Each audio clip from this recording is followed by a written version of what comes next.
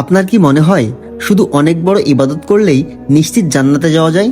যদি তাই হতো তবে যিনি সবচেয়ে বেশি সিজদা করেছিলেন তিনি কেন আজ জাহান্নামের সবচেয়ে বড় আসামি?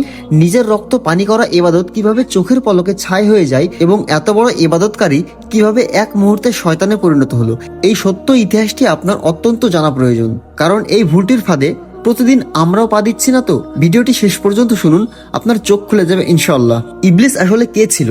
আমরা অনেকেই মনে করি শয়তান হয়তো কোনো ফেরেশতা ছিল, কিন্তু এই ধারণাটি পুরোপুরি ভুল। আল্লাহ তাআলা পবিত্র কোরআনে পরিষ্কারভাবে জানিয়ে দিয়েছেন ইবলিস ফেরেশতা ছিল না, সে ছিল জিন জাতির অন্তর্ভুক্ত। আল্লাহ যখন ফেরেশতাদের তৈরি করেছিলেন আলো দিয়ে, ঠিক তেমনি জিন জাতিকে সৃষ্টি করেছিলেন ধোয়া শূন্য আগুনের শিখা দিয়ে। জিনদের সৃষ্টির পর তারা পৃথিবীতে একসময় রক্তপাত ও অশান্তি ছড়াতে শুরু করে, কিন্তু ইবলিস ছিল তাদের থেকে সম্পূর্ণ আলাদা। সে দিনের পর দিন, বছরের পর বছর এক মনে মহান আল্লাহর এত ব্যাকুলভাবে ইবাদত করেছিল যে আল্লাহ তার ইবাদতে সন্তুষ্ট হয়ে তাকে ফেরেশতাদের সর্বোচ্চ সারিতে স্থান দিয়েছিলেন। মানুষ সৃষ্টির ঘোষণা ও ইবলিসের হিংসা। একসময় আল্লাহ তাআলা ফেরেশতাদের ডেকে এক ঐতিহাসিক ঘোষণা দিলেন। তিনি বললেন, আমি মাটিতে আমার প্রতিনিধি অর্থাৎ মানুষ সৃষ্টি করতে যাচ্ছি। আল্লাহ তাআলা মাটির বিভিন্ন উপাদান দিয়ে আদি পিতা আদম আলাইহিস সালামের দেহ তৈরি করলেন। আত্মা ফুৎকারা দেওয়ার আগে সেই মাটির দেহটি যখন জান্নাতে রাখা ছিল, ইবলিস তখন সেটির চারপাশ দিয়ে ঘুরে ঘুরে দেখতে লাগলো। সে মাটির দেহটি দেখে ভেতরে ভেতরে এক গভীর হিংসা ও অহংকারে জ্বলে উঠলো। সে ভাবলো, আমি তো আগুনের তৈরি, এত উঁচুর সৃষ্টি, আর একে তৈরি করা হলো মাত্র সামান্য তুচ্ছ কাদামাটি দিয়ে। সেই ঐতিহাসিক পরীক্ষা ও অহংকারের পতন। এরপর আল্লাহ তাআলা আদম আলাইহিস সালামের ভেতরে আত্মা ফুৎকার দিলেন এবং তাকে জ্ঞান দান করলেন। এরপর আসলো সেই পরম পরীক্ষার মুহূর্ত। আল্লাহ তাআলা ফেরেশতারা এবং সেখানে উপস্থিত ইবলিসকে আদেশ করলেন, তোমরা সবাই আদমকে সম্মান জানিয়ে সিজদা করো। আল্লাহর আদেশ পাওয়া মাত্রই সমস্ত ফেরেশতার সাথে সাথে সিজদায় লুটিয়ে পড়লেন, কিন্তু একজন মাত্র সৃষ্টি সোজা হয়ে দাঁড়িয়ে রইল। সে মাথা নোয়ালো না, সে ছিল ইবলিস।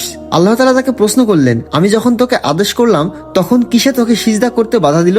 ইবলিস তখন অত্যন্ত অহংকার নিয়ে উত্তর দিল, আমি তার চেয়ে শ্রেষ্ঠ, কারণ আপনি আমাকে সৃষ্টি করেছেন আগুন দিয়ে আর ওকে সৃষ্টি করেছেন কাদামাটি দিয়ে। আল্লাহর অভিশাপ ও জান্নাত থেকে বিতরণ। চিন্তা করে দেখুন, ভুল মানুষও করে, কিন্তু ভুলের পর তওবা না করে আল্লাহর আদেশের সামনে নিজের যুক্তি ও অহংকার দাঁড় করানোই ছিল ইবলিসের সবচেয়ে বড় অপরাধ। তার এই ঐতিহ্য ও অহংকারের কারণে আল্লাহ তাআলা তাকে চিরদিনের জন্য অভিশপ্ত ঘোষণা করলেন।